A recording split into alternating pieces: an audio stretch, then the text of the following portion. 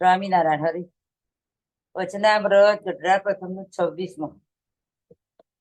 સાચા રસિક ભક્તના લક્ષણ. એવા ભક્તને થતી પ્રાપ્તિ. સ્વામિનારાયણ હરે સંવત 1876 પોષ સુધી એકાદશી ને દિવસ બપોરના સમયે શ્રીજી મહારાજ શ્રી ગઢડામતી દાદા કાચરના દરબારમાં ઉગમણી બાર ઓડાની વસરીએ ઢોલિયા ઉપર વિરાજમાન હતા ને માથે ધોળો પેટો બાંધ્યો હતો તથા ધોળો ખેસ પહેર્યો હતો તથા ધોળો ચોફાડ ઓઢ્યો હતો તથા બે કાની પર ગુંદાવદીના મોટા 2 પુષ્પ ખુશ્યા હતા તથા પુષ્પનો તોરો ભાગની વિશે ખુશ્યો હતો ને પોતાના મુખારવિંદની આગળ પરમહંસ તથા નિર્દેશના હરિભક્તની સભા ભરાઈ બેઠી હતી ને પરમહંસ તાળ પખાડ લઈને કીર્તન ગાતા હતા. પછી શ્રીજી મહારાજ બોલ્યા, છે હવે કીર્તન બોલવા રાખો ને અમે આ એક વાત રૂપી કીર્તન બોલીએ તે સાંભળો. પછી પરમહંસે કહ્યું, જે મહારાજ બહુ સારું, તમે વાત કરો. પછી શ્રીજી મહારાજ બોલ્યા, છે ભગવાનના રસિક કીર્તન ગાતા ગાતા જો એક ભગવાનના સ્વરૂપમાં જ રસ જણાય તો ઠીક છે, અને જો ભગવાનના સ્વરૂપ વિના બીજે ઠેકાણે રસ જણાય તો એમાં મોટી ખોટ છે. કેમ જે એ ભક્તને જેમ ભગવાનના શબ્દમાં હિત થાય છે ને તે શબ્દમાં રસ જણાય છે, તેમજ ગીત વાજિંત્રના શબ્દમાં અથવા સ્ત્રી આદિકના શબ્દમાં રસ જણાય છે ને હેત થાય છે. માટે એ ભક્તને અવિવેકી જાણવો, અને ભગવાન અથવા ભગવાનના સંત તેના જે વચન તેને વિશે જેવો રસ જણાય છે તેવો બીજા વિષયના શબ્દમાં રસ જણાય છે. એવી જે મૂર્ખતા તેનો ત્યાગ કરવો, અને એવી મૂર્ખતાનો ત્યાગ કરીને એક ભગવાનની શબ્દે કરીને જ સુખ માનવું. ને એવી જાતનો જે રસિક ભક્ત છે તે ખરો છે. જય સ્વામિનારાયણ. પૂર્ણ પુરુષોત્તમ શ્રી સ્વામિનારાયણ ભગવાન સ્વતઃસિદ્ધ અનાદિ મહામુક્તરાજ બાપાશ્રી, અનાદિ મુક્તરાજ મામા તથા માસી તથા સર્વે સંતો હરિભક્તોના ચરણોમાં કોટાન કોટી વંદન સહ. જય સ્વામિનારાયણ.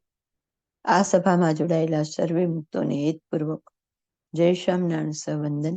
પહેલા તો શરૂઆતમાં તો એમ થાય કે એકવાર બધાની માફી માંગવા જેવું છે, કારણ કે વચનામૃત લો, બાપાની વાત લો, વચન વિધિ લો, કોઈ પણ ગ્રંથ પકડો, જ્યાં જુઓ ત્યાં તો કે વિષય ખંડનની જ વાત, વધારેમાં વધારે વાત વિષય ખંડનની. આપણે જે કઈ ધારણા ધારીને બેઠા છે, જે સાધન પ્રભુ પ્રસન્નતાના કરીએ છીએ, એવું તો શાસ્ત્રમાં જોવા જ મળતું નથી. એવું નથી કે આપણે ધ્યાન ભજન કે કથા વાર્તા કીર્તન નથી કરવાનું, પણ કરવાનું છે કઈ રીતે એને એ આમાં આપણને શાસ્ત્રમાં બતાવ્યું કે જગતના જે વિષય છે એમાંથી બંધન તોડી, રુચિ છોડી અને એમાંથી છૂટી અને ભગવાનમાં જોડાવાનું. જ્યારે આપણે કેવું કામ કરીએ છીએ તો કે બે સાથે રાખીએ છીએ, એમાં 50-50% તો નહીં જ, પણ વધારે જગત સંબંધી વ્યવહાર, જગત સંબંધી સ્પર્શ, શબ્દ સ્પર્શ, રૂપ રસની ગંધ. એટલે કાયમ એક ને એક વાત આવે એટલે લોયાના 17મા વચનામૃતમાં ખુદ મહારાજે એવું કીધું કે મુક્તાનંદ સ્વામી જેવા જો સાધુ હોય અને તે પણ જો પંચ વિષયના ખંડનની વાત કરે તો શસ્ત્રે કરીને માથું ઉડાડવા આપણે તૈયાર થઈ જઈએ, એટલું બધું અઘરું છે વિષયનું ખંડન. બૌદ્ધા સત્સંગમાં ક્યાંય વિષય ખંડનની વિસ્તૃત રીતે વાત થતી જ નથી. બાંધ્યા પર મેં પંચ વિષય શબ્દ બોલાઈ જાય, પણ જે રીતે આપણે અહીંયા ચોખવટ થાય છે એવી ઓછી થાય છે. ઘણું જીભ ચાલીને બોલીએ, પણ તો જે છે એને રજૂ કરવાનો થોડોક તો દાખલો કરવો પડે. નહીં તો મહારાજ કે તો તમે શું કર્યું, ભેગા થઈને જો આને યોગ્ય રીતે સમજીએ નહીં અને આપણા અમલમાં મુકાય નહીં તો આનો કોઈ મતલબ રહે નહીં, ભેગા થઈને છૂટા પડીએ. મહારાજે કીધું કીર્તન બોલવા રાખો ને અમે વાતરૂપી કીર્તન બોલીએ તે સાંભળો. તો હવે એમાં પહેલું જ કીધું કે રસિક કીર્તન ગાતા ગાતા એક ભગવાનના સ્વરૂપમાં રસ જણાય તો ઠીક. હવે આપણે જોવાનું કે એક કોઈ પણ આપણને ગમતું કીર્તન હોય એ 3-4 અવાજમાં, મારો અનુભવ પણ કહું તમને, 3-4 અવાજમાં હોય કે ધૂન જ હોય મહારાજની, તો એ જુદા જુદા અવાજમાં હોય. થોડો વખત એક સાંભળીએ, પછી થોડો ટાઈમ થાય ને એટલે પાછો બીજો ટોન ગમી જાય. તો હજી આપણને સ્વામિનારાયણ શબ્દ કરતા એના મ્યુઝિકમાં, એના ઢાળમાં, એ બધામાં રસ છે. ત્યારે અહીંયા તો એવી વાત છે કે મહારાજ ને મહારાજના મુક્ત સિવાયના શબ્દ, તો તો કે એવા કોઈ પણ શબ્દમાં આપણને રસ પડવો જોઈએ. મહારાજે આપણને વચનામૃતમાં એવું કીધું, શ્રોત્ર અને નેત્ર બેને વિશેષ નિયમમાં રાખવા. કારણ કે એક શબ્દ જ્યારે આપણી અંદર જાય, કોઈ આપણને આમ મીઠા આવકારથી કે મીઠા સ્નેહથી બોલાવે, આખા શરીરનો ભાવ બદલાઈ જાય. અને એક જ શબ્દ કોઈ તિરસ્કારથી બોલાવે ત્યારે આખી આપણી મનોદશા બદલાઈ જાય. જો શબ્દ એક જ હોય પણ એ બોલાવામાં સહેજ ફેર પડે અને આખો એનો અર્થ બદલાઈ જાય. અને આપણને કોઈ એમ ગધેડી, કૂતરી, વાંદરી, બિલાડી એવું કંઈ કહી જાય તો આપણને હાડવાર લાગે. તો વાસ્તવિક વિચાર કરીએ કે કોઈ આપણને વાંદરી કીધું તો આપણે કઈ વાંદરા થઈ જતા નથી. કોઈ આપણને બુદ્ધિ વગરના કીધા તો આપણે બુદ્ધિ વગરના થઈ જતા નથી. પણ તેમ છતાંય કોઈ આપણે એમ કે તમે તો બહુ હોશિયાર, તમે તો બહુ ચતુર. હવે ચતુર શબ્દ પાછો સારા ટોનમાં બોલે તો ગમશે, પણ ચતુર કટાક્ષમાં બોલે તો નહીં ગમે. એટલે આપણા આખા શરીરની, આપણી મનોદશાની બધાનો આધાર એક શબ્દ છે. એવી રીતે આખા જગતનો મુખ્ય આધાર શબ્દ છે. બધી રમત શબ્દમાંથી થાય. મોટા મોટા યુદ્ધ થયા, મહાભારત થયા, જે થયા લગભગની પાછળ શબ્દ જવાબદાર હતા. મહારાજ કે એક જો ભગવાનના સ્વરૂપમાં રસ જણાય તો ઠીક છે, પણ એ સ્વરૂપ વિના બીજે ઠેકાણે રસ જણાય તો એમાં મોટી ખોટ છે. હવે કીર્તન ગાવા આજકાલ હવે આપણે દરેક પ્રસંગ હોય, ચોખવટ હાવ કરતા વિચાર કરવો પડે. પણ ધાર્મિક પ્રસંગ હોય તો એમાં પણ આપણે રાસ કહીએ છીએ. પણ ત્યારે આપણી વૃત્તિ મહારાજમાં રહે છે. અને જે કીર્તનની કડી આવે, કડીમાં જેવું વર્ણન હોય એવી મૂર્તિ તદાકાર થાય અને એવું આપણું જીવન બને છે. એવું આપણને લાગે છે ખરું.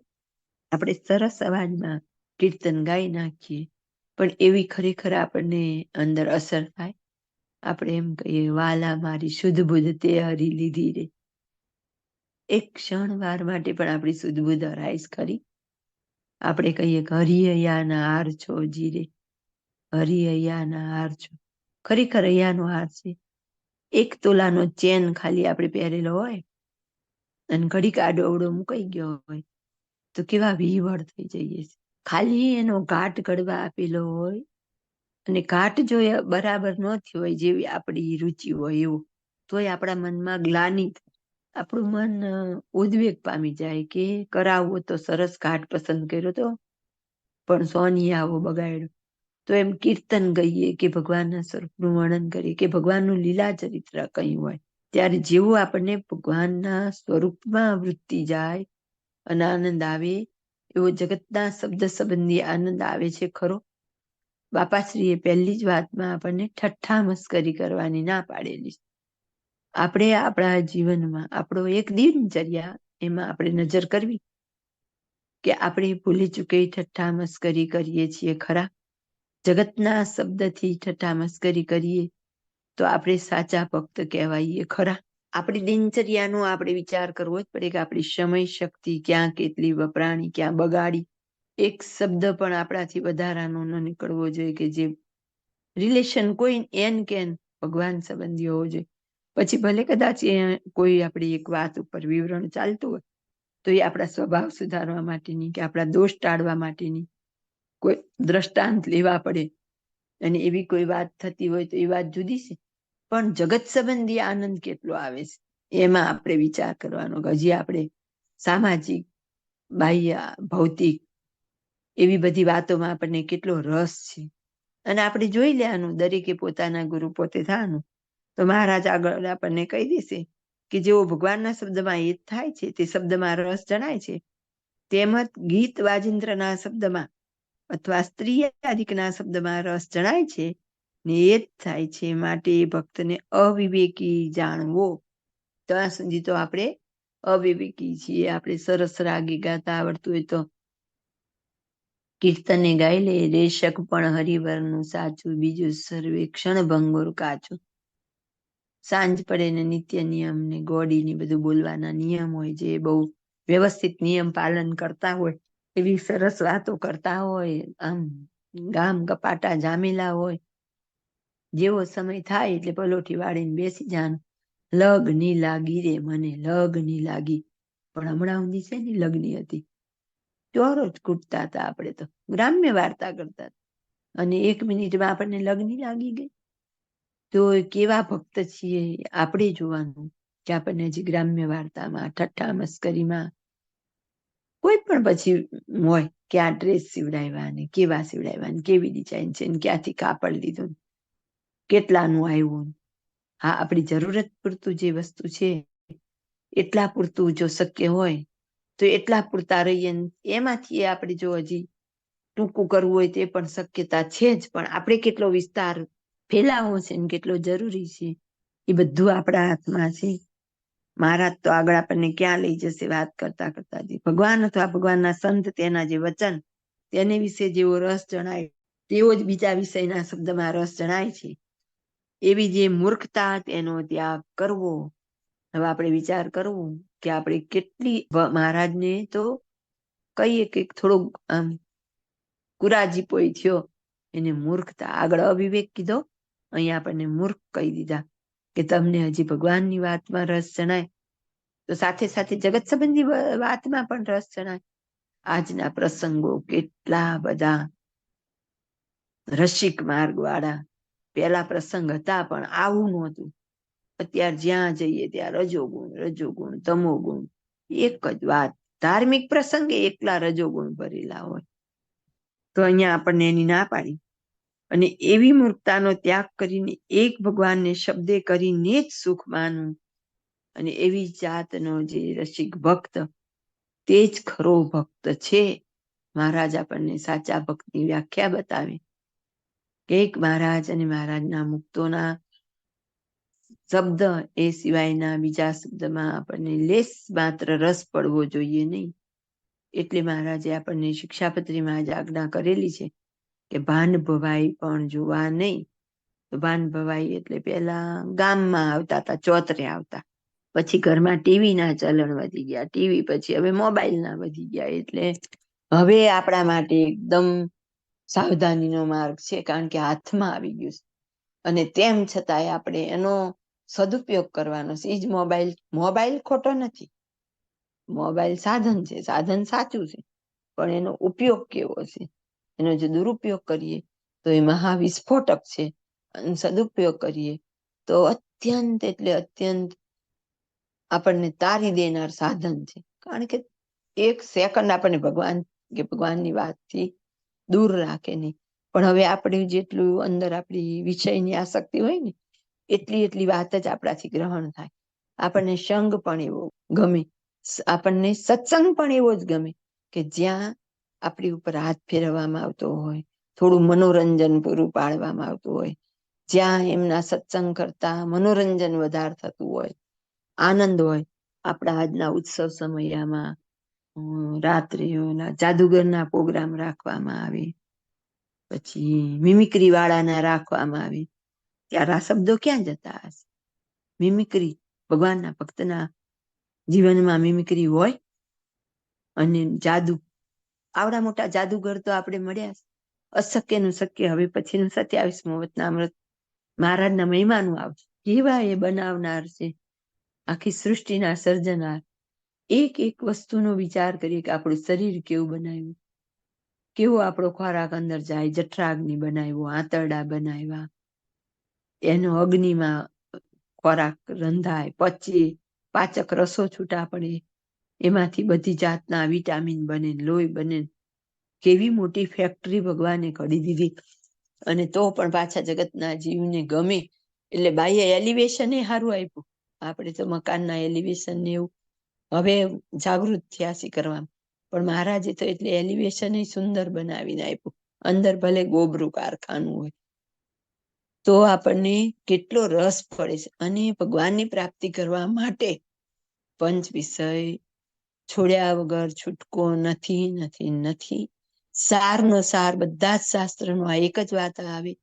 આપણે 24મું વચનામૃત જોયું તોય, 25મું જોયું તોય, 26મું જોઈએ છીએ તોય, આગળ આપણને અખંડ સ્મૃતિની વાત કરી હતી, પણ એમાં એનો સાર તો આ જ નીકળતો હતો. અખંડ સ્મૃતિ રે ક્યાં? અનંત જન્મનો અભ્યાસ છે.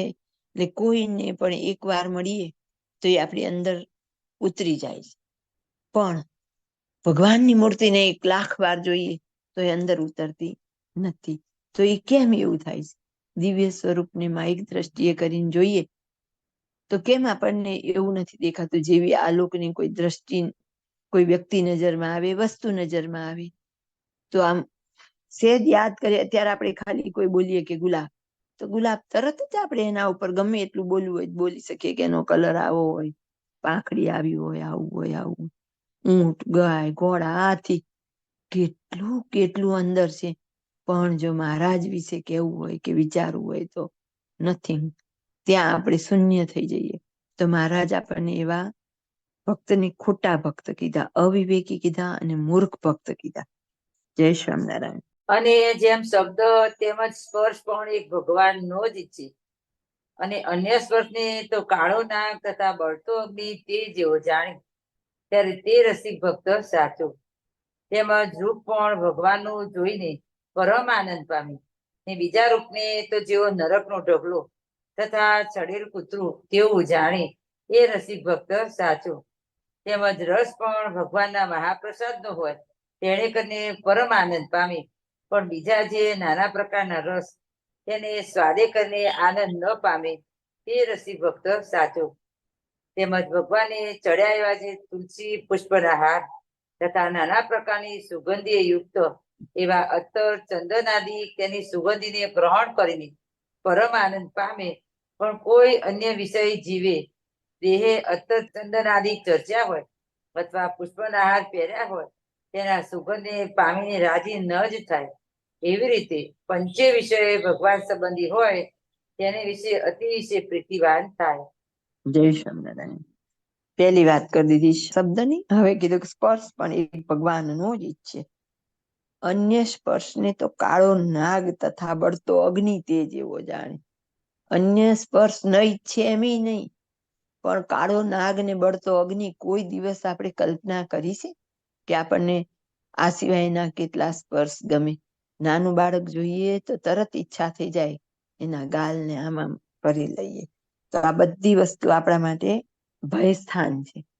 અને સ્પર્શનું તો આપણે આ પહેલા લક્ષ્મણજીનું દ્રષ્ટાંત જોયું, કેટલું મહત્વ છે. એક એક પંચ વિષય બધા જ એટલા મહત્વના, પણ સ્પર્શ બાબત આપણે એટલા જાગૃત ન થઈ. ગ્રામ્ય વાર્તા માટે કદાચ આપણને થઈ જાય, પણ સ્પર્શ માટે ન થઈએ તો જો આપણા જીવનમાં એક મોટામાં મોટું દ્રષ્ટાંત, આમ આપણને બધાને ખ્યાલ જ છે, પણ કહીએ ને કે રૂટીનમાં અવેરનેસ નથી રહેતી.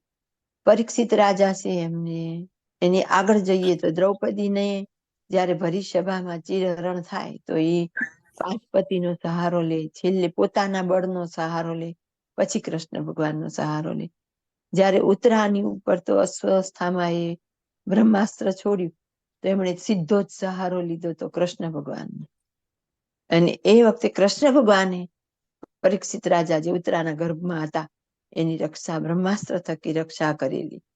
એવા પરીક્ષિત રાજા, એવી માતાના કુખે જન્મેલા, જેના આવા એના રક્ષક હતા કૃષ્ણ ભગવાન, તેમ છતાંય એમને કહેવામાં આવેલું કે આ બધો જે ખજાનો હોય બધા રાજાઓને જીત્યા હોય એનું પછી સંપત્તિ બધી આવે, એમાં જરાસંઘનો મુગટ પણ હતો. તો અનેકને મારી અને એવી રીતે ભેગું કરેલી સંપત્તિ હોય એટલે ના પાડેલી કે જરાસંઘના મુગટને ક્યારેય ભૂલી ચૂકી અડવું નહીં. આપણને આ બધું શાસ્ત્રમાં છે જ, પણ તો એ સભાનતા નથી. અને પછી પરીક્ષિત રાજા એક વખત પહેરે છે, ભલે આ બધી એક લીલા હોય ભગવાનની કે દ્વાપરનો અંત લાવી કળિયુગનો પ્રવેશ કરાવવો હતો, એના માટેની લીલા. પણ આપણા માટે તો રેડ એલર્ટ છે ને. અને એ મુગટને ધારણ કરે, ખાલી ધારણ કરે, સ્પર્શ થયો અને તરત એમની બુદ્ધિ બગડે ને એમને એમ થાય કે મારે તો મૃગ્યા કરવા જવું, શિકાર કરવા જવું. અને નીકળે પણ ખરા. નીકળે ને એમને બહુ તરસ લાગે તો એક કુટીરમાં જાય. ત્યાં એક ઋષિ બેઠા બેઠા ધ્યાન કરતા હોય ને એકદમ એમની ધ્યાનની અવસ્થામાં લીન હોય. એમને ખબર પણ નથી હોતી કે અહીં કોઈ આવેલું છે.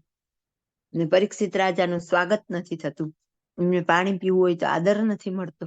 એમાં પરીક્ષિત રાજાને ગુસ્સો આવે. પહેલું એમને શિકાર કરવાની ઈચ્છા થઈ, એટલે પહેલો વિકાર. બીજો વિકાર માન આવ્યું, મને આદર કેમ ન આપ્યો. બે વિકાર. ત્રીજો વિકાર ક્રોધ આવ્યો. એક ખાલી સ્પર્શમાં કેટલે સુધી પહોંચી ગયા. તો એમનું મન વિહવળ થઈ ગયું. ક્રોધ આવીને પછી એમની ક્રિયા ખોટી થઈ. તો મરેલો સાપ જોયો બહાર, લાકડીથી ઉઠાવી અને ઋષિના ગળામાં નાખી. પછી ઋષિના સેવકો આવે, એમની ધ્યાન જાય. એમને જોયું હતું કે અંદર પરીક્ષિત રાજા ગયા હતા. એ લોકો આવે ત્યાં તો અંદર ઋષિના ગળામાં સાપ જોવે, સમજી જાય. જઈને એમના દીકરા એટલે કે ઋષિના દીકરા શૃંગી ઋષિ એને વાત કરે કે તમારા પિતાના ગળામાં તો પરીક્ષિત રાજા આવેલા ને એમણે સાપ નાખ્યો. તો એમને ક્રોધ આવે. જો એક વસ્તુનું નુકસાન જતું જતું ક્યાં ગયું? એક ખોટો સ્પર્શ. આપણને એમ થાય સ્પર્શમાં શું, પણ આ બધાના વિનાશની મૂળમાં એક જરાસંઘના મુગટનો સ્પર્શ હતો. અને પછી શૃંગી ઋષિનો ગુસ્સો આવે. આ એક પછી એકની અંદર ક્યાં સુધી શૃંગી ઋષિએ, સારા ઋષિ જતા, સ્પર્શ પરીક્ષિતે કર્યો, પણ એ સ્પર્શની અસર આવતી આવતી અહીં સુધી આવી. એમણે તરત જ ગુસ્સે થઈને શ્રાપ આપી દીધો, મારા પિતાના ગળામાં સાપ નાખનારનું તક્ષક નાગ કરડવાથી 7 દિવસમાં મૃત્યુ થાય. 7 દિવસમાં તક્ષક નાગ. આ તો આગળના મોટા ઋષિમુનિઓના તો વચન સિદ્ધ હતા.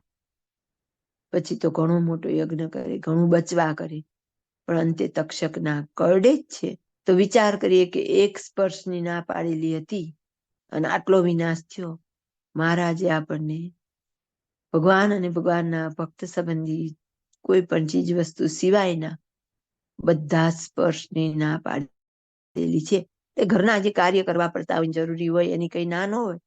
એનો અર્થ પછી આપણે ન કરવું હોય ને ખોટી દલીલો ફિલોસોફી મારી કે લે કામ તો કરવું જ પડે ને બજારમાં જઈ શાક લેવા જવું જ પડે, એની બધી ના ન હોય.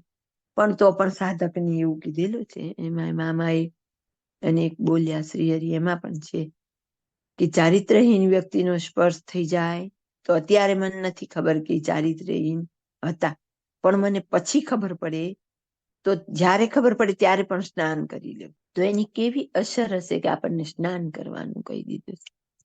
પણ આપણે એ બધી બાબતનો કોઈ દિવસ વિચાર કરવો નથી. આ બધી કથા લગભગ બધી આપણને મોઢે હોય, પણ તો એનો જે ઊંડાણથી અભ્યાસ થવો જોઈએ, ચિંતન મનન નિધિધ્યાસ થવું જોઈએ, એ આપણાથી થતું નથી.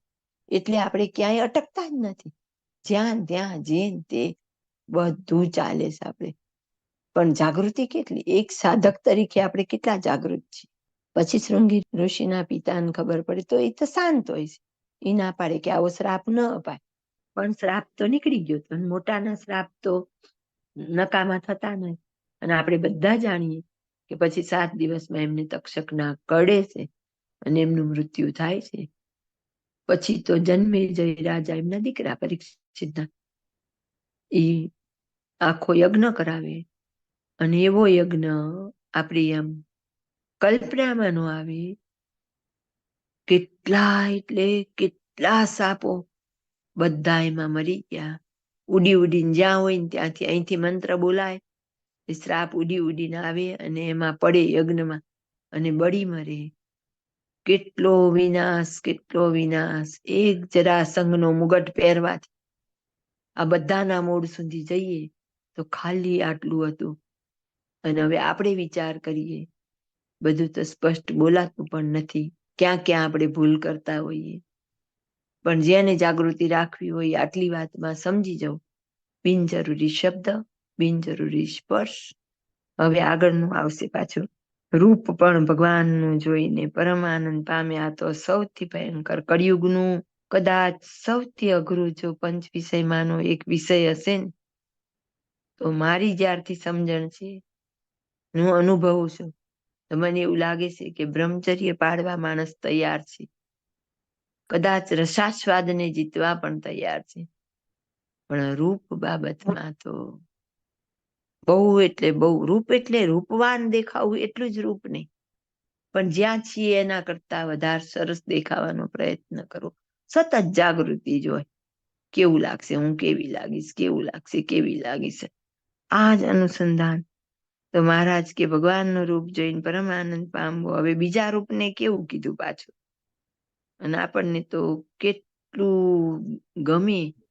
કોઈ ના દીકરાની કે દીકરીનું સગપણ થયું હોય અને જો એને યોગ્ય થોડુંક પાત્ર ન હોય, થોડું તો આપણા મગજમાં ઉદ્વેગ હોય, દીકરા પ્રમાણે દીકરી નથી, કાં તો દીકરી પ્રમાણે દીકરો નથી.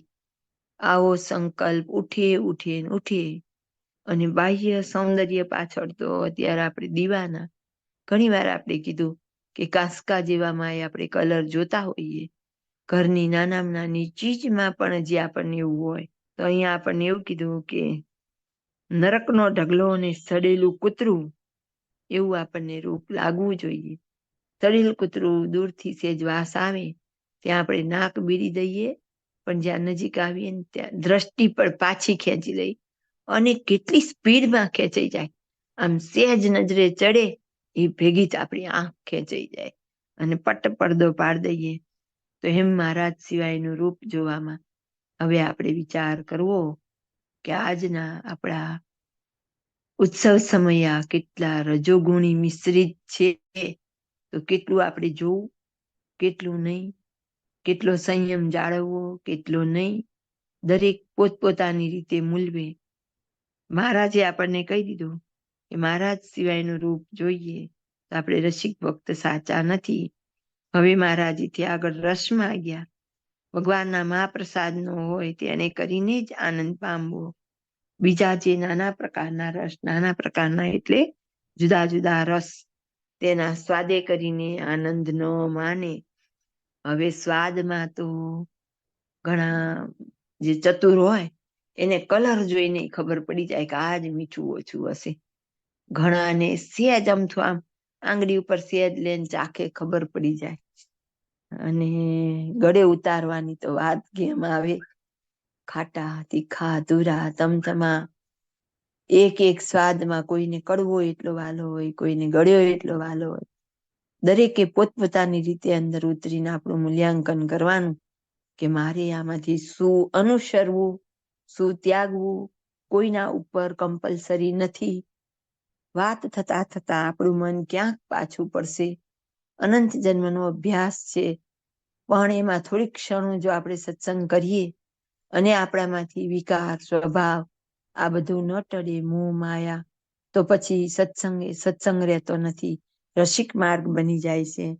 એટલે ખાસ મહારાજ આપણને વચનામૃતમાં સમજાવે કે રસિક ભક્ત ન થઈ જઈએ અને આપણે આડાઅવડા ડોલી ન જઈએ અને આપણું સાધન પથ છે અવળો ન થઈ જાય. એના માટે થઈને મહારાજ આપણને ચેતવે છે.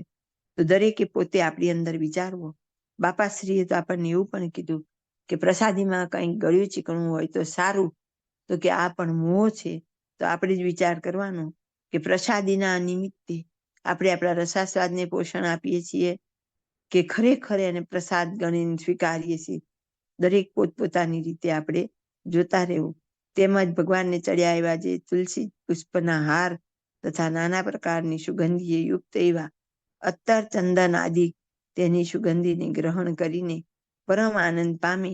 પણ અન્ય વિષય જીવે જે ચર્ચેલા હોય અત્તરને બોડી સ્પ્રે બધું આ તો છે, તો કે એમાં આપણી વૃત્તિ જવી જોઈએ નહીં. પણ આપણને તો કદાચ એવું એ થઈ જાય કે બહુ ગમી જાય તો વળી એની પાસેથી વિગતે લઈ લઈએ, ક્યાંથી મંગાવ્યું, કેટલાનું આવ્યું, કઈ બ્રાન્ડનું છે, બધી જે લેવાતી હોય અને એ રસ્તે ચડી જઈએ.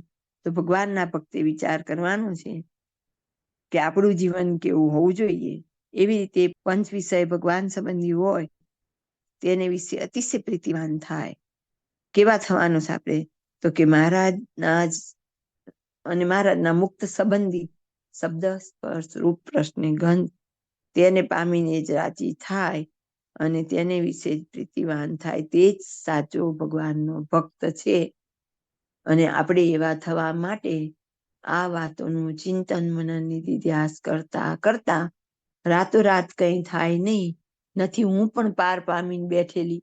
બધા આપણે એક જ ગાડીના મુસાફર છીએ, પણ એકબીજા સાથે આદાન પ્રદાન કરતા કરતા એકબીજાનું જોતા જોતા આપણામાં પ્રગતિ આવે, સાવધાની આવે. ક્યારેક આપણે બહુ ભટકી પડતા હોય તો કદાચ શરમે કરીને પાછા વળીએ. તો એકબીજા ભેગા મળીને આવો પ્રયત્ન કરીએ. મહારાજની મુક્તોની આપણા ઉપર કૃપા વરસે એના માટે એક આપણો આ નાનકડો પ્રયત્ન છે. પંચ વિષય તો ઘા જેવા લાગે જ. મહારાજે વચનામૃતમાં પણ કીધું કે જ્યારે ખાંસડા મારે, 5 ખાંસડા, તો કે 5 ખાંસડા એટલે શું? તો કે પંચ વિષયનું ખંડન કરવામાં આવે ત્યારે આપણને ખાસડા મારી એટલું વહમું લાગે, પણ તો પણ આપણે બધા સાથે મળીને એનો સ્વીકાર કરીએ ને મહારાજની મુક્તોની કૃપા પડે કે આપણે પણ મહારાજ જેવું ઈચ્છે છે એવું જીવન બનાવી શકીએ. જય સ્વામિનારાયણ. અને જગત સંબંધી જે પંચ વિષય તેને વિશે અતિશય અભાવયુક્ત વર્તે તે રસિક ભક્ત સાચો છે.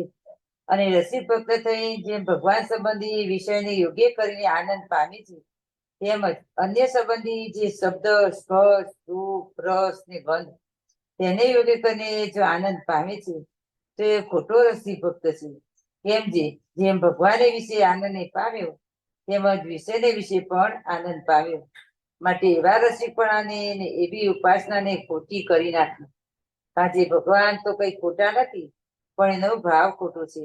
અને જેવા અન્ય પદાર્થને જાણ્યા એવા જ ભગવાને પણ જાણ્યા, માટે એની ભક્તિ ને એનું રસિકપણું તે ખોટું કહ્યું. જય સ્વામિનારાયણ. હવે મહારાજ આપણને કહે છે કે જગત સંબંધી જે પંચ વિષય છે તેમાં અતિશય અભાવે યુક્ત વર્તે તે રસિક ભક્ત સાચો છે. આપણે આપણું નિરીક્ષણ કરીએ ને રસિક ભક્ત થઈને જેમ ભગવાન સંબંધી વિષયને યોગ્ય આનંદ પામીએ તેમ જગત સંબંધી શબ્દ, સ્પર્શ, રૂપ, રસ, ગંધમાં આપણે આનંદ પામીએ તો આપણે ખોટા રસિક ભક્ત છીએ. તો આપણે આપણો વિચાર કરવો અને મહારાજની વાતને વિચારમાં અમલમાં તો લેવી પડશે, કારણ કે આપણી પ્રાપ્તિ આગળ હજી મહારાજ લઈ જશે કે આપણે ક્યાં સુધી પહોંચવાનું છે. તો કેવા રસિકપણા ને એવી ઉપાસનાને ખોટી કરી નાખવી, આપણને ચોખ્ખું કીધું જો આપણે એવા માર્ગે ચાલતા હોઈએ તો એ માર્ગ ખોટો કરવો. આજ તો હવે આપણા સત્સંગમાં બધી જ સ્વામિનારાયણ સંપ્રદાયમાં પૈસાની ઘણી છૂટ છે. તો એક ધનુર્માસ જાય, ધનુર્માસ પહેલા આપણું વજન કરાવી લીધું હોય ને ધનુર્માસ પછી કરાવીએ તો ખાલી 2-5 કિલોની વૃદ્ધિ થાય એટલી મીઠાઈ ખાવા મળે. એટલે ત્યારે આપણે રસિક ભક્ત કેવા છીએ જરા જોવું આપણા હાથમાં છે. એટલે આગળ મહારાજે એક જ વાત કીધી છે કે જેવા જગતમાં છે આપણને અને ભગવાનમાં જો પંચ વિષય સરખા છે તો આપણું રસિકપણું ખોટું છે, તો આપણે સાવધાન થઈ જવું. આ સ્થૂળ દેહનો વિવેક હતો. હવે મહારાજ આપણને સૂક્ષ્મ દેહનો વિવેક સમજાવશે. હવે જેમ સ્થૂળ દેહને જાગ્રત અવસ્થામાં પંચ વિષયનો વિવેક કર્યો, તેમાં સૂક્ષ્મ દેહને સ્વપ્ન અવસ્થા તેને વિશે સૂક્ષ્મ પંચ વિષય છે. તે સ્વપ્નમાં જ્યારે ભગવાનની મૂર્તિને દેખીને તે ભગવાન સંબંધી શબ્દ, સ્પર્શ, રૂપ, રસ ને ગંધ કરીને જેવો આનંદ પમાય તેવો ને તેવો જો અન્ય પંચ વિષયને દેખીને સ્વપ્નમાં આનંદ પમાય તો તે ભક્તનું રસિકપણું ખોટું છે. સ્થૂળ દેહમાંથી હવે સૂક્ષ્મ દેહની વાત આવી. સ્વપ્નમાં પણ ભગવાન ને ભગવાનના ભક્ત સંબંધી ક્રિયામાં આનંદ આવે એવો જગતના વિષયમાં આનંદ આવે. બહુધા તો જગતમાં જો આપણું આટલું બધું પંચ વિષયનું ભોગતાપણું હોય ત્યાં સુધી તો લગભગ ભગવાન ને ભગવાનના ભક્ત સંબંધી સ્વપ્ન બહુ આવે જ નહીં. પણ કદાચ કોઈ પૂર્વની પુણ્ય એ કરીને આવે, પૂર્વનો અભ્યાસ હોય અને જો કૃપા કરીને મહારાજ આ બતાવે તો આપણને એમાં આનંદ આવે એટલો જ આમાં આનંદ આવે તો આપણે ખોટા છીએ. અને જે વસ્તુ સ્વપ્ન અવસ્થામાં આવે એ આપણા 3 દેહ સ્થૂળ, સૂક્ષ્મ ને કારણ, તો આપણા સૂક્ષ્મ દેહ ભેગો આ વિષય જડાઈ ગયો એટલે આપણને સ્વપ્ન સુધી લઈ ગયો ને બીજા જન્મનું આપણું એ વિષય લખાઈ ગયો. એમ બીજા જન્મનું ભાતું તૈયાર થઈ ગયું, કારણ કે હવે સૂક્ષ્મ દેહ સુધી વિષય ગરી ગયો છે. સ્થૂળ દેહમાં હોય ત્યાં સુધી કાઢવો સહેલો, સૂક્ષ્મમાં એથી અઘરો, અને કારણ શરીર સાથે જડાઈ જાય ત્યારે તો અતિશય અઘરો. ત્યાં આપણે સાવધાન થઈ જવું જોઈએ કે આપણને સ્વપ્નમાં શું જોઈને આનંદ આવે છે. બહુધા ભગવાનના સ્વપ્ન આપણે આવા વિષય હોઈએ ત્યાં સુધી આવવાની શક્યતા નથી, પણ તેમ છતાંય કોઈ દૈવ યોગ્ય આવી જાય તો આપણે વિચાર કરવો અને સાવધાન રહેવું. જો સ્વપ્ન અવસ્થાને ચેક કરવાની છે તો સ્થૂળ દેહ ચેક કરવું આપણા હાથમાં છે. બાળકો સ્કૂલ જાય અને પુરુષો ન હોય ને આપણે જે વિષય ભોગવીએ તે જોવા કોઈ આવવાનું નથી, પણ આપણે જોવાના છે કે આપણે ઘરમાં રહીએ છીએ તો આપણને સૌથી વધારે તો રસાસ્વાદ ખેંચી જતો હોય તો આપણને કેટલો વિષયમાં આનંદ આવે છે એનો અભ્યાસ આપણે કરવો. અને જો ધીમે ધીમે સ્વપ્ન અવસ્થા સુધી પહોંચી જશે તો એ વિષયના વેગને પાછો હટાવવો અઘરો પડી જશે. એટલે આપણે જાગૃત રહેવું. સ્વપ્નમાં જો એને આપણને ઉલટા અન્નની પેઠે અભાવ આવતો હશે તો મહારાજ સહાય કરશે. પણ જો જાગ્રત દેહમાં વિવેક નથી, સાર અસારનો વિવેક ન હોય કે આ મારે ગ્રહણ કરાય ને આ ન કરાય, તો પછી સ્થૂળ દેહ ઉપર આપણો કોઈ કાબુ નથી. જો સ્થૂળ દેહ ઉપર આપણો કાબુ હોત તો આપણે રોજ જે સારા સારા સપના જ જોવત. શા માટે ન જોઈએ? રોજ ભગવાનને તેડાવત, અક્ષરધામમાં જાત, સારો સારો પ્રસાદ જમત, કેટલાય મુક્તોના દર્શન કરી આવત, થોડી કમથી કંઈક સેવા કરી આવત, પણ એ આપણા હાથમાં નથી. જય સ્વામિનારાયણ. અને સ્વપ્નમાં કેવળ ભગવાનને સંબંધે કરીને આનંદ પામતો હોય, એ અન્ય વિષયને વિશે ઉલટા અન્નની પેઠે અભાવ રહેતો હોય, તો તે રસિક ભક્ત સાચો છે. અને એમ ન જાણતું હોય તો જે ભગવાન સ્વપ્નમાં દેખાણા એ તો સાચા છે, પણ એ ભક્તને તો જેવા ભગવાનમાં પ્રેમ તેવો અન્ય વિષયમાં પ્રેમ છે, માટે તેની સમજણ ખોટી છે.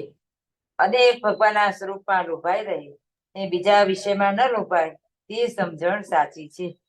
મહારાજ આપણને એક જ વાત આપણને ટૂંકમાં સમજાવવા ઈચ્છે છે કે જેટલું આપણને ભગવાનના ભક્ત સંબંધી વિષયમાં ખેંચાણ થાય એટલું હજી બીજે થતું હોય તો આપણે ખોટા છીએ, આપણી સમજણ પણ ખોટી છે. તો આપણે વિચાર કરવાનો સતત સાવધાની રાખીને. કારણ કે એકવાર હજી તો મનમાં વિચાર થાય પછી આપણને દોષ દેખાય. હરિકૃપા જબ હોતી સુજત અપના દોષ, ત્યારે આપણને દોષ દેખાય કર મને તો હજી આય ગમે, મને હજી આય ગમે. અને એમાં રચનાનું લિસ્ટ તો કેવડું મોટું.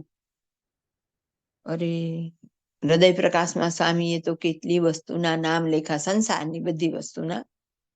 અને એમાં ખાલી આપણે રસાસ્વાદનું લિસ્ટ કરીએ ને, અથાણાના લિસ્ટ કરીએ, શરબતના કરીએ, શું ઓલી મીઠાઈ ના કરીએ, ફરસાણ ના કરીએ, તો પારે નહીં આવે એટલી આઈટમ છે. આજકાલ તો હવે બધું આમ કઈ ને જગત સાંકડું થઈ ગયું.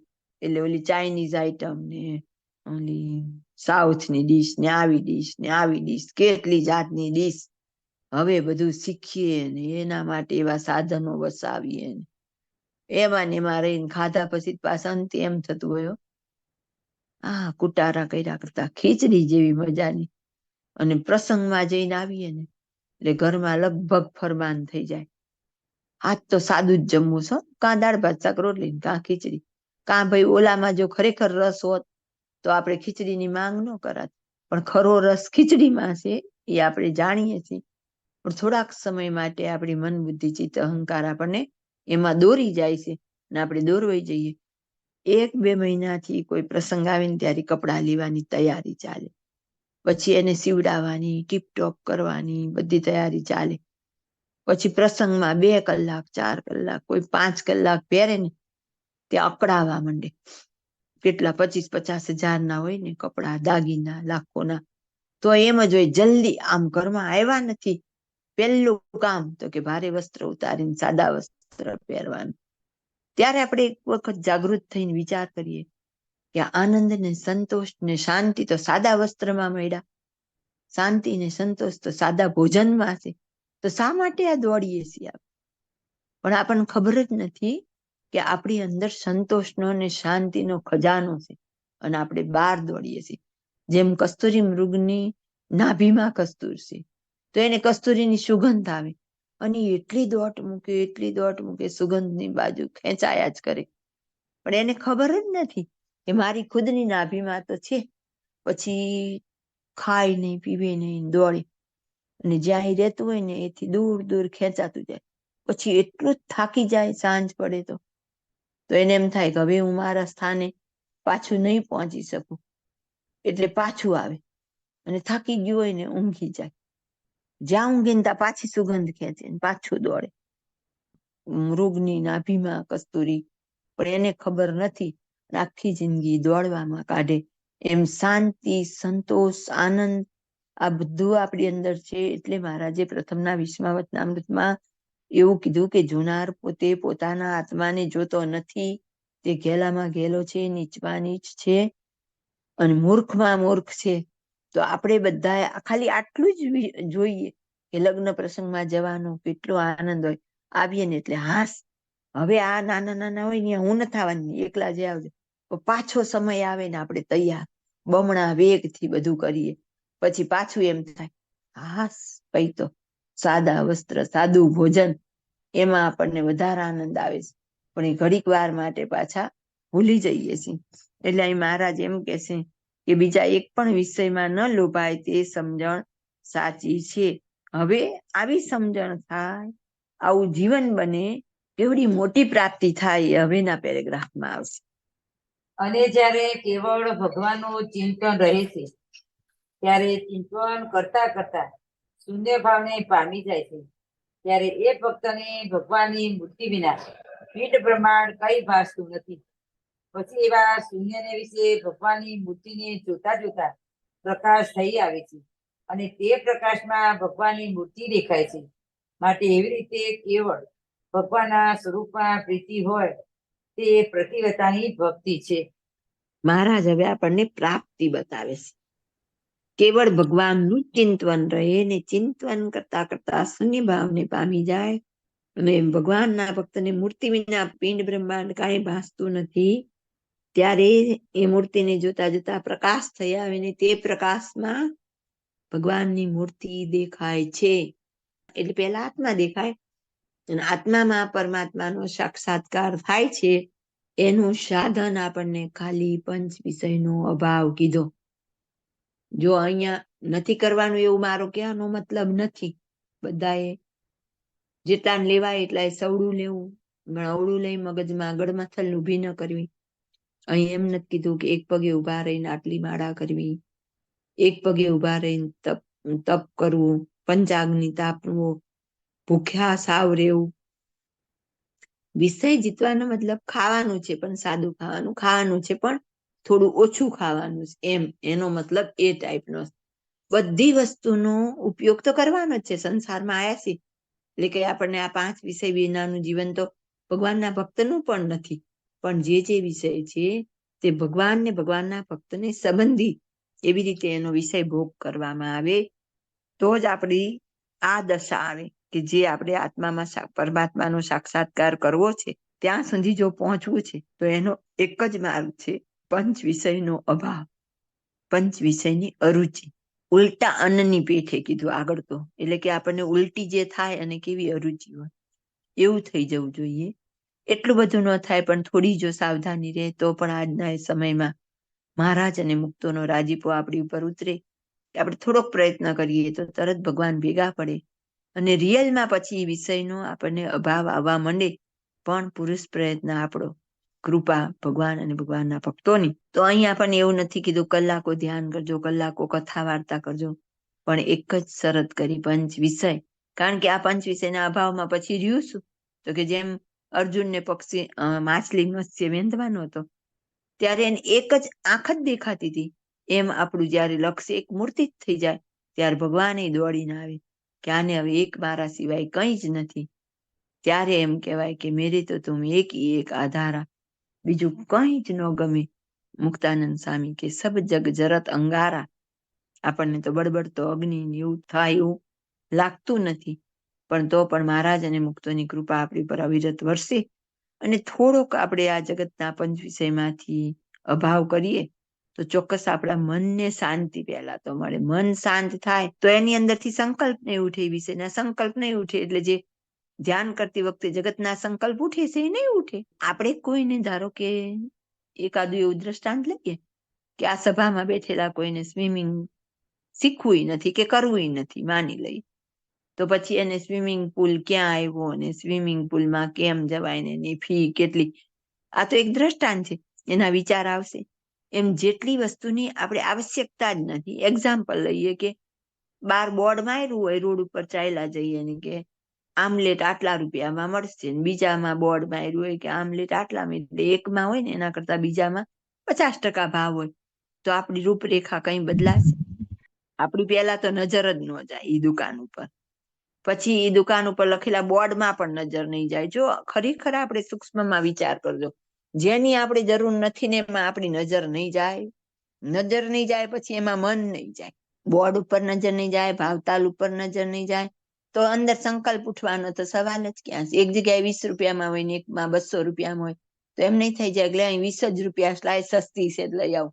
કેમ? બસ મારે એની આવશ્યકતા નથી, તો એનો વિચાર અંદર આવશે. એમ જેટલી વસ્તુમાંથી મન ઉખડી જાય એના વિચાર ન આવે. એટલે આપણે એમ કહીએ છીએ કે ધ્યાન કરવા બેસીએ તો કેટલા ઘાટ સંકલ્પ થાય, પણ મૂળ તો વિષયના જ નહીં, કોઈ ને કોઈ વિષયના જ થતા હોય. ઘાટ સંકલ્પ વગરના તો કઈ આપણે અમી નથી થઈ ગયા, અને હજી એમ થવાય નહીં. પણ પેલા જગત સંબંધી થતા હોય એમાંથી ભગવાન સંબંધી થાય.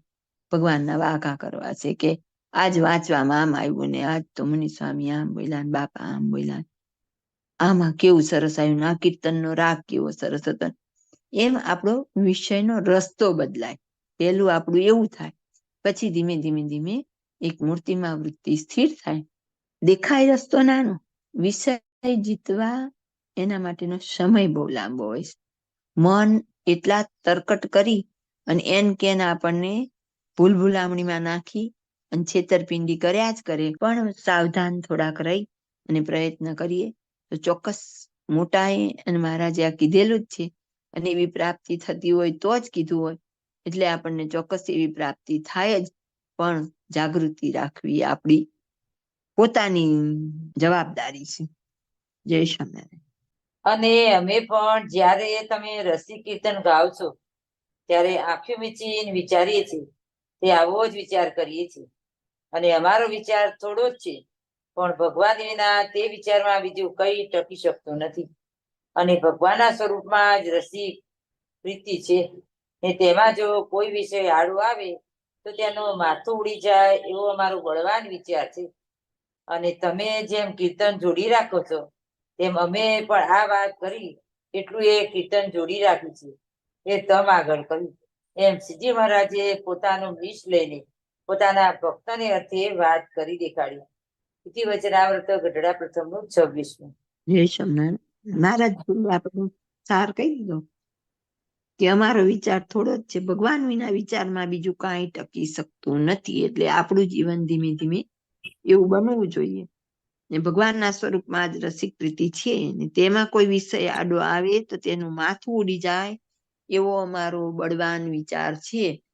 આપણો કેટલો બળવાન વિચાર છે! આમાં તો બધા વિષયની વાત આવી, પણ આપણે એક વચનામૃત વાંચીએ તો એક દિવસે આપણે એક વસ્તુનો જરાક વિચાર કરીએ. કેવડું લિસ્ટ છે, તેમાંથી થોડો થોડો પ્રયત્ન કરીએ કે હા ભાઈ આજથી હું ભાઈના કેટલા પ્રવચનમાં આવેલું પહેલા આપણે કે આઈસ્ક્રીમ ખાવાની ઈચ્છા થાય તો મનને કેવું તને આજ નહીં 15 દિવસ પછી મળશે. 15 દિવસ પછી વિચાર થાય તો ફરી કેવું તને 15 દિવસ પછી મળશે. તો મોટા આપણને શું સંકેત કરે છે આમાં? એ આપણે સમજી જવાનું હોય કે મોટા હાથ ચાલીને બતાવે નહીં કે આપણે આઈસ્ક્રીમ ખાવાના છે કે નથી ખાવાના. આ તો કેટલી જાતના અત્યાર તો પાછી કઈ નવી નવી વેરાયટીઓ આવી, એના સ્પેશિયલ સાધન વસાવીએ. ઉલમાંથી ચૂલમાં પડી એવું ન કરીએ, બહારનું મૂક્યો ઘરે પાછું એનો વિસ્તાર ચાલુ કર્યો અને એમાં રહીએ તો પછી એનું ચિંતન એનું મનન. એના કરતા વિષયને ટૂંકા કર્યા વગર છૂટકો નથી એવી જાગૃતિ સાથે પહેલા તો આત્મખોજ કરીએ કે હું કયા વિષયમાં ક્યાં બંધાઈ જઉં, ક્યાં ક્યાં વિષય મને છેતરી જાય. પહેલું તો એક આપણને ખબર જ ન પડવા દે. આ તો હું દવા તરીકે ખાઉં છું ને આ તો આ ગુણકારી એટલે ખાઉં ને આમાંથી વિટામિન સી મળે, આમાંથી ડી મળે, ફી મળે, એમ કરી કરીને આપણે કરીએ. ખરેખર આપણે એકાદશી કરીએ તો 1 થી 14 સુધીમાં લગભગ આપણે જ્યુસ નહીં પીતા હોઈએ, પણ એકાદશી દિવસે તો વળી કેટલાક તો ઓલું ખજૂર અંજીરનું ને આ જો કોઈ પીતા હોય માથે ન લેતા કે હું તમને કોઈને કહું, પણ આપણે એક આત્મખોજ કરવાની છે સમૂહમાં ભેગા થઈ. પછી શીરા જનરલ 14 દિવસમાં ન બને પણ 11 બને. પછી હવે તો ગાજરના હલવા ને દૂધીના હલવા, ગાજરની ખીર ને દૂધીની ખીર ને હવે તો ફરાળી ઢોસા ને ફરાળી આ ને તે. પણ એક દિવસ શેના માટે હતો? આપણે તો ખરેખર પેટને શાંતિ આપવા માટે હતો. તેમ છતાં કદાચ આપણે સાવ નથી એવી રીતે રહેતું તો સાદો સામાન શાક કે ગમે તેવી એક આઈટમ સાદી બનાવી પણ પેટ ભરી લઈએ તો ઠીક, બાકી એકાદશ ઇન્દ્રિયોના આહાર શુદ્ધ કરવા માટે તો એકાદશી છે. પણ આજ આપણી એકાદશી ખરેખર એકાદશી કેટલી છે? એક સિંગદાણાની જ વેરાયટી કેટલી હોય?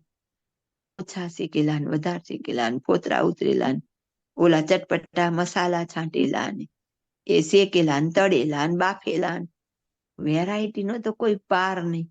અને પછી કઈક 11 કહીને વાયુ થાય, પણ બધી વસ્તુ જ આપણે એવી ભેગી કરીએ. અને 11 10 ઇન્દ્રિય 11મું મન 11 હતા ને એની જગ્યાએ 11 તૈયાર કરી દીધા આપણે, અને એવી એકાદશી કરીએ. મહારાજ આપણને એમ કે છે, પોતાનું મિષ્ટ લઈને પોતાના ભક્તને અર્થે વાત કરી તો મહારાજ કે જો ભગવાનનું સ્વરૂપ ધારીએ અને કોઈ વિષય આડો આવે તો તેનું માથું ઉડી જાય એવો અમારો બળવાન વિચાર છે. તો આપણે તો માથું ઉડી જાય એવો બળવાન વિચાર છે.